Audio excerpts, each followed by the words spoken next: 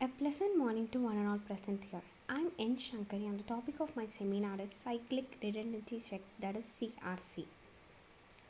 These are the topics that I'll be covering in this PPT. First, what is error detection? Error detection is the detection of error caused by noise or other impairment during transmission from the transmitter to the receiver.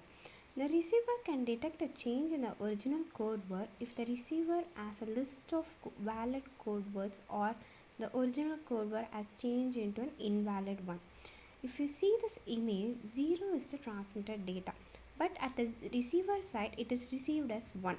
So this is called an error. Next is error correction. Error correction is a detection of error and reconstruction of the original error-free data. Error correction is much more difficult than the error detection. In error detection, the receiver needs to know only the received code is invalid or valid. In error correction, the receiver needs to find the original code word sent. We need more relevant bit for error correction than the error detection. Next is cyclic redundancy check, that is CRC. Cyclic codes are special linear codes with one extra property, that is they are cyclic in nature. In cyclic code, if a code word is cyclically shifted, that is rotated, the result is another code word. The cyclic redundancy check, that is CRC, is a technique for detecting error in digital data, but not for making correction when errors are detected. It is generally used in data transmission. In the CRC method, a certain number of check bits, often known as checksum, are appended to the message being transmitted. The receiver can determine whether or not the check bits agree with the data. If there is an error, the receiver sends a negative acknowledgement back to the sender requesting the message to be retransmitted. This technique is also sometimes applied to the data storage device such as disk drive. Next is generated polynomial. The receiver and the sender must first agree on a pattern known as generator, which will be denoted as G. If the generator is a polynomial, it must follow the property, that is it should not be divisible by x, because otherwise the last bit of the checksum would always be 0. Next is the explanation of CRC method. First, take a message data which is going to transmit over the medium. Now generate the message polynomial m of x using the data bit as an increasing order of the power of x. Then take the predefined CRC polynomial c of x as the polynomial of x. Then take the highest degree term of x from the CRC polynomial c of x. Next is multiplying the message polynomial m of x by the CRC's highest degree term of CRC polynomial. Then divide this product of the CRC polynomial c of x and take the remainder data as r of x and quotient as q of x. Now convert the remainder polynomial r of x to the corresponding binary bits where the respective power coefficient of x occurs as 1 and otherwise as 0. Now append the CRC bit to the message data to transmit the data over the medium. Now at the receiver side, the same CRC checksum circuit is used to decoding the data by passing the data over the decoded circuit in the same process as encoding.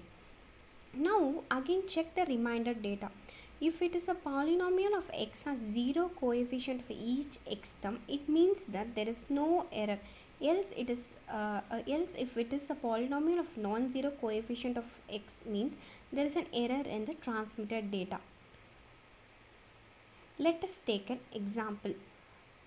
Let the checksum polynomial, that is c of x, be x cube plus x square plus 1 and the message signal m of x be x to the power 7 plus x to the power 5 plus x to the power 3 plus x. First, we have to check for the highest degree term of CRC polynomial, that is c of x. If you take this example, the highest degree term of c of x is x cube. Now we have to find g of x. To find that, we have to multiply x cube with the message signal, that is m of x. Next step is dividing g of x by C of x and taking the remainder and quotient as R of x and Q of x respectively. Then using this formula, m of x is equal to C of x multiplied with Q of x plus R of x, we can get back our message signal. So this is how the division of g of x by c of x is carried out. This is a general polynomial division, and the remainder x square plus x is taken as r of x. So the result of this example is 110 after converting it into a binary bit, and output data is given by message data semicolon CRC bits. Now at the receiver side, the same CRC checksum circuit is used to decode the data by passing the data over the decoder circuit in the same process as the encoding. Now next step is checking for the error whether it is present or not. For that, we have to take the remainder data and convert it into a binary form and check whether if the polynomial of x as the coefficient of as zero coefficient of each x term, it means that there is no error present.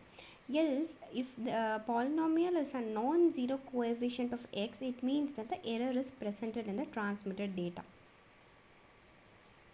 So this is another example which is carried out using the same step which we have seen in the previous example.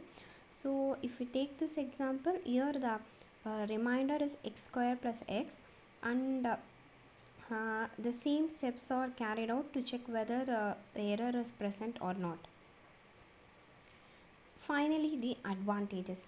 Cyclic code have a very good performance in detecting single bit error, double error, and an odd number of errors.